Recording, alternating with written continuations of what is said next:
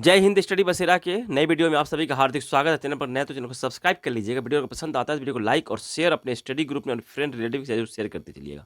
एक वीडियो कल मैंने एक वीडियो बनाया है 2024 के प्रमुख पुरस्कार। एक ही वीडियो में कंप्लीट 2024 में जितने पुरस्कार दिए गए हैं, प्रदान किए गए सभी पुरस्कार और सम्मान का वीडियो है। इस वीडियो का थंबनेल आपको इस तरह से दिखेगा। अगर आपने इस वीडियो को नहीं देखा है तो जरूर देखिएगा। बहुत ही इंपॉर्टेंट कलेक्शन है कंप्लीट 2024 का सभी पुरस्कार और सम्मान का कलेक्शन इस वीडियो में कंप्लीट डिटेल के साथ, जो भी एग्जाम के ओरिएंटेड जो पॉइंट है उसके हिसाब से वीडियो को सेट किया गया है।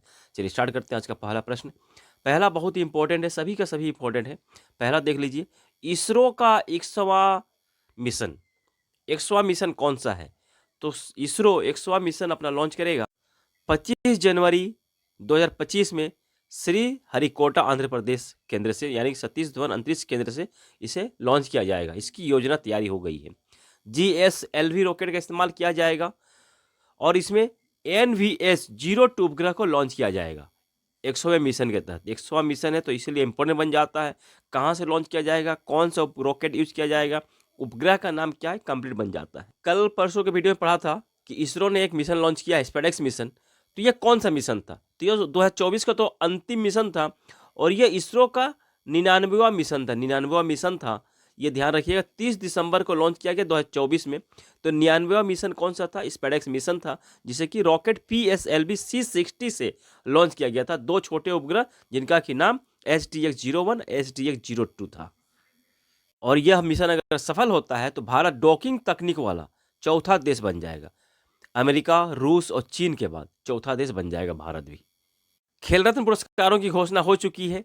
खेल रत्न में खेल में सबसे सर्वोच्च जो पुरस्कार होता है मेजर ध्यानचंद खेल रत्न पुरस्कार होता है, जिनमें कि इस बार 2024 में 4 खिलाड़ियों की घोषणा की गई है देने की। उनमें से कौन कौन है? मनु भाकर, डोमा राजू गुगेश, हरमनप्रीत सिंह और प्रवीण कुमार। ये 4 खिलाड़ी हो। चारों के बारे में हम लोग समझ लेते हैं। मनु भाकर जो एयर पिस्टल शूटिंग है, राइफल शूटिंग ने एयर पिस्टल शूटिंग से इनका संबंध है।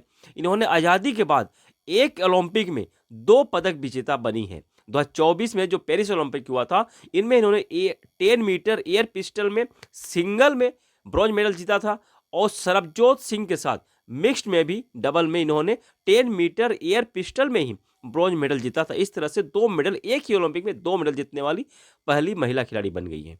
डोमा राजू हम लोगों ने अभी पढ़ा था, शतरंज में सबसे कम उम्र के वर्ल्ड चेस चैंपियन बने हैं। एशिया के तीसरे और भारत के दूसरे बने हैं। 18 वर्ष की उम्र में इन्होंने वर्ल्ड चैंपियन जीता है, वर्ल्ड चेस चैंपियन जीता है। पहले कौन से थे? तो विश्वनाथन आनंद पहले वर्ल्ड चैंपियन है भारत की। हरमनप्रीत सिंह हॉकी कैप्टन है। इन्होंने पेरिस ओलंपिक में हॉकी टीम को ब्रॉन्ज मेडल से जितवाया है, इसलिए इनको भी दिया गया मेजर ध्यानचंद खेल रत्न पुरस्कार। मेजर और Praveen Kumar para Olympic para athlete है। इन्होंने पैरा ओलंपिक में T64 कैटेगरी में हाई जंप में, टोक्यो ओलंपिक में इन्होंने सिल्वर मेडल जीता था और पेरिस ओलंपिक 2024 में गोल्ड मेडल जीता है। इनको दिया गया मेजर ध्यानचंद पुरस्कार। T64 कैटेगरी वह होती है जिनमें कि घुटने के नीचे एक या दोनों पैर नहीं होते हैं। दौड़ने के लिए, कुछ भी काम करने के लिए कृत्रिम पैर का सहारा लेना पड़ता है। इस कैटेगरी में आते हैं प्रवीण कुमार जी। तो पहले मेजर ध्यानचंद खेल रत्न पुरस्कार पहले प्राप्तकर्ता कौन है? तो विश्वनाथन आनंद, जिसका कि संबंध शतरंज से है। सबसे कम उम्र की यानी कि सबसे युवा विजेता प्राप्तकर्ता कौन है? अभिनव बिंद्रा है, जिनका कि संबंध शूटिंग से है। पहली महिला प्राप्तकर्ता कौन है? वेट लिफ्टर है, कर्णम मल्लेश्वरी है।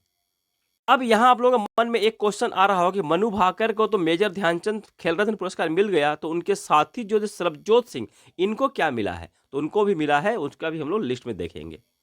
मेजर ध्यानचंद खेल रत्न पुरस्कार की स्थापना 1991-92 में हुई थी। 1991 से 1992 में हुई थी इसकी स्थापना और 2021 तक इसे राजीव गांधी खेल रत्न पुरस्कार कहा जाता था, परंतु 2021 में इसका नाम परिवर्तन करके मेजर ध्यानचंद खेल रत्न पुरस्कार कर दिया गया था। चलिए नेक्स्ट पॉइंट पे चलते। अर्जुन पुरस्कार की भी घोषणा हुई है 2024 में। 34 खिलाड़ियों, टोटल 34 खिलाड़ियों की घोषणा हुई है। अर्जुन पुरस्कार की स्थापना 1961 में होती है। रेगुलर कैटेगरी में 32 खिलाड़ी है और अर्जुन पुरस्कार लाइफ टाइम लाइफ टाइम में 2 खिलाड़ियों को यह पुरस्कार दिया गया है। श्री सुच्चा सिंह लाइफ टाइम में एथलेटिक्स के प्लेयर हैं, इनको दिया गया है। श्री मुरलीकांत राजाराम पेटकर जो पैरा तैराक है, इनको भी दिया गया लाइफ टाइम कैटेगरी में अर्जुन पुरस्कार से नवाजा गया है। तो ध्यान रखिएगा, प्रश्न अगर बनता है कि अर्जुन पुरस्कार कितनों को दिया गया, 34 खिलाड़ी भी है। अगर पुरस्कार प्रश्न बनता है कि रेगुलर कैटेगरी में कितने खिलाड़ियों को दिया गया है, तो 32 खिलाड़ियों को दिया गया है। तो 32 खिलाड़ी जो है उनका मैं लिस्ट आपको प्रोवाइड कर रहा हूँ, वो भी देख लीजिएगा। देखिए ये लिस्ट है अर्जुन पुरस्कार, 34 खिलाड़ियों की लिस्ट है। सभी का अपने आपके स्टेट से जो खिलाड़ी हैं उनको तो जरूर ध्यान कर लीजिएगा, और किस फील्ड से इनका संबंध है, किस खेल से, और उन्होंने कौन सा मेडल जीता है, इस पॉइंट को भी ध्यान कर लीजिएगा। चलिए यहाँ से इंपॉर्टेंट जो मेरे हिसाब से बनते हैं, यहाँ प्रीतिपाल इंपॉर्टेंट बन जाती है, पैरा एथलेटिक्स हैं। इन्होंने पैरा ओलंपिक में एक ओलंपिक में 2 पदक इन्होंने जीता एथलेटिक्स में, लेकिन 100 मीटर स्प्रिंटर में और 200 मीटर स्प्रिंटर में इन्होंने कांस्य पदक 200 मीटर में जीता था और 100 मीटर में ब्रॉन्ज मेडल जीता था। तो ये इंपॉर्टेंट बन जाती है प्रीतिपाल। अब यहाँ देखिए और एक ये भी तीसरा लिस्ट है, टोटल 34 प्लेयर है। लास्ट में जो 33 और 34 है, इनको लाइफ टाइम कैटेगरी में इनको दिया गया अर्जुन पुरस्कार। यहाँ है कपिल परमार का नाम है 25 नंबर पे।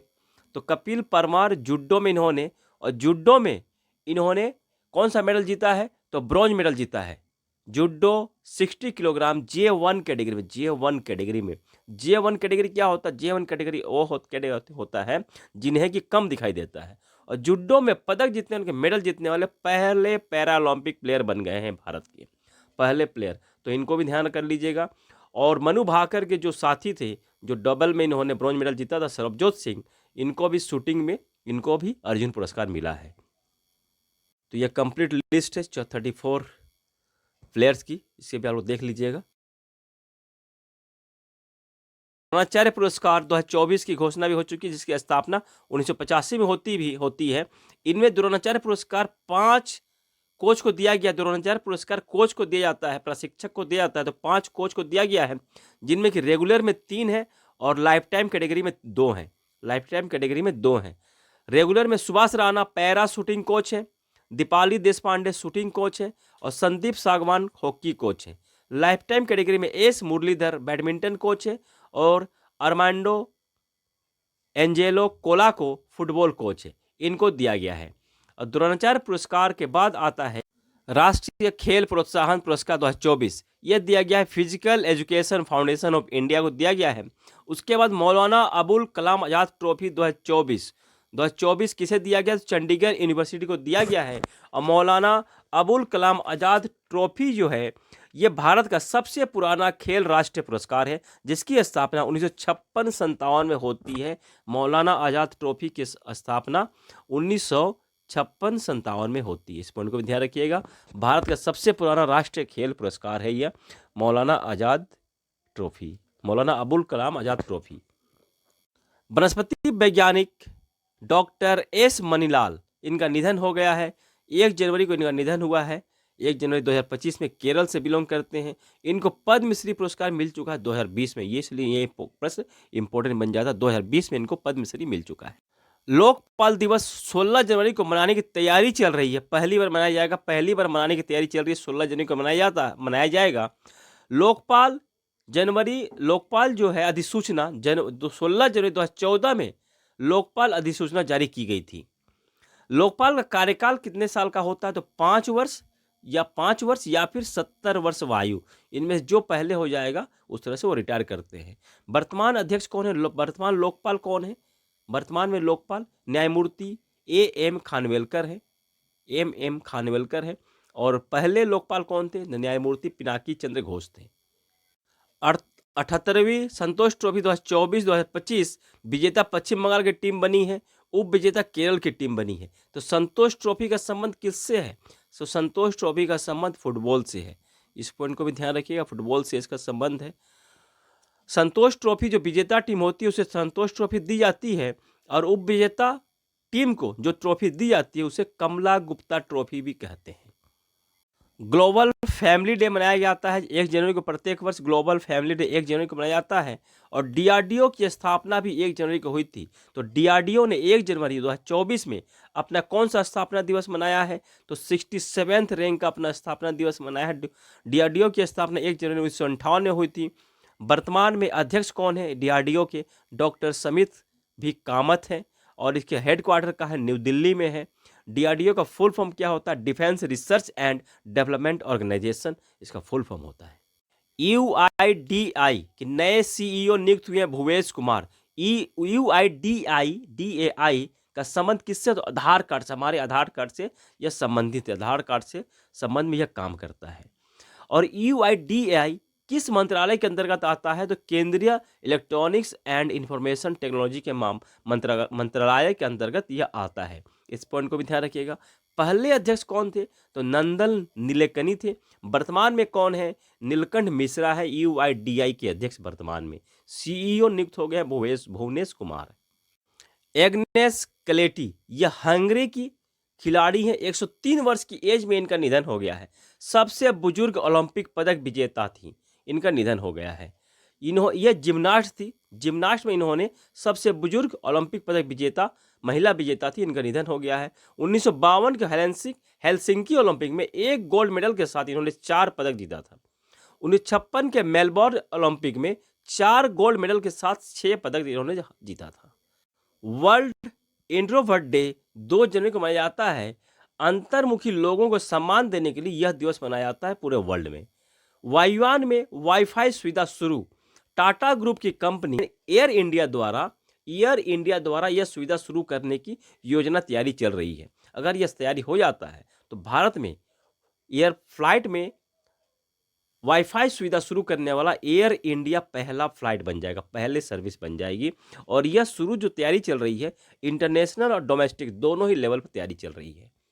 दुनिया में सबसे पहले फ्लाइट में वाईफाई सुविधा शुरू करने वाला जर्मनी का एयरलाइंस लुफ्थांसा था। दुनिया की पहली एयरलाइन फ्लाइट में वाईफाई सुविधा शुरू करने वाला जर्मनी का एयरलाइंस क्या था? लुफ्थांसा।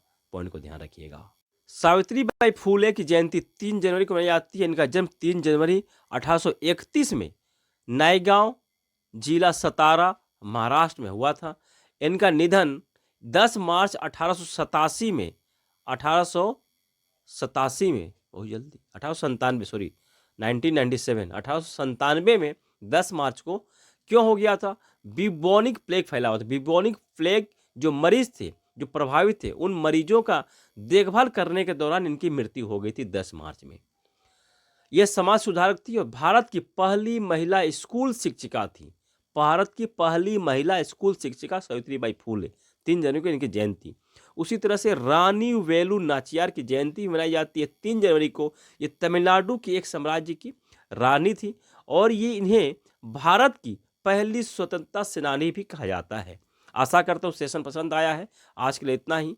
कमेंट में अपने विचार जरूर रखिएगा। मिलते हैं नए वीडियो में, तब तक के लिए जय हिंद। स्वस्थ रहें, मस्त रहें। धन्यवाद। जय हिंद।